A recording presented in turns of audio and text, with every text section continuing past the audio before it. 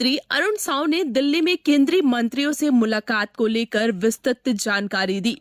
Media से बातचीत में अरुण साव ने कहा कि केंद्रीय आवास एवं शहरी कार्य मंत्री मनोहर लाल खट्टर से मुलाकात हुई।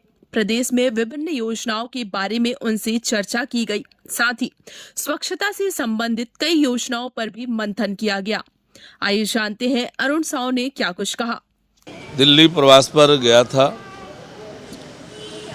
केंद्रीय आवासन एवं शहरी कार्य मंत्री माननीय मनोहर लाल खट्टर जी से मुलाकात किया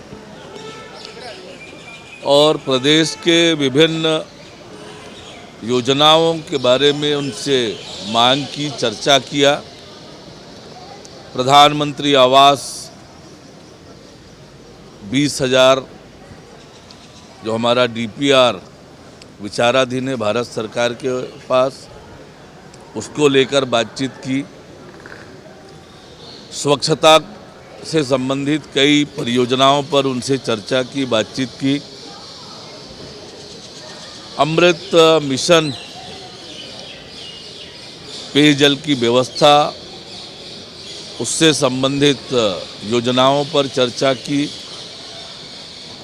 अपना प्रस्ताव प्रस्तुत किया। माननीय खट्टर जी ने गंभीरता सी बातों को सुना और विभागीय अधिकारियों को आवश्यक निर्देश दिया। मुझे पूरा उम्मीद है कि आने वाले समय में हमारी सारी वो योजनाएं स्वीकृत होगी और छत्तीसगढ़ के लोगों को इसका बड़ा लाभ मिलेगा।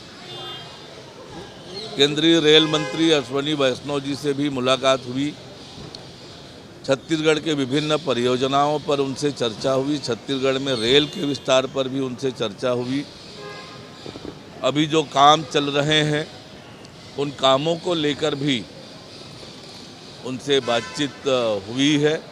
निश्चित रूप से आज़ादी के बाद छत्तीसगढ़ में जैसी रेल कनेक्टिविटी होनी चाहिए, विस्तार होना चाहिए, वैसा हुआ नहीं है और अब अनेक परियोजनाओं पर भारत सरकार विचार कर रही है, विचाराधीन है।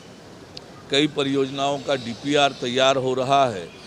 उन्होंने पूरी तरह से आश्वस्त किया है कि छत्तीसगढ़ में रेल कनेक्टिविटी का विस्तार करेंगे और छत्तीसगढ़ को प्राथमिकता के साथ रेल परियोजनाएं स्वीकृत करेंगे। लदान में नया रिकॉर्ड बनाया है, लेकिन यात्री जो ट्रेनें हैं वो लगातार रद्द हो रही है, लेकिन जो देखिए, लगातार छत्तीसगढ़ में विकास के काम चल रहे हैं।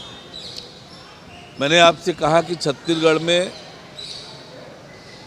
रेल कनेक्टिविटी पूरे देश की तुलना में बहुत ही कम है।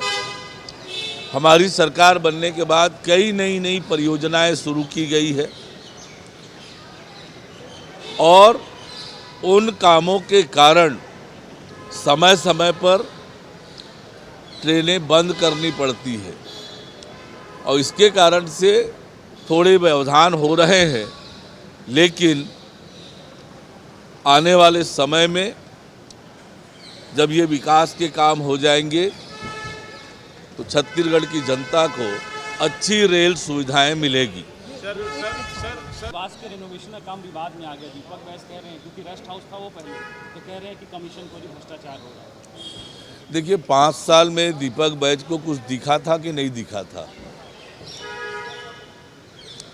दीपक बैज जी अपने सरकार के समय की कुछ बातें तो जनता को बताएं।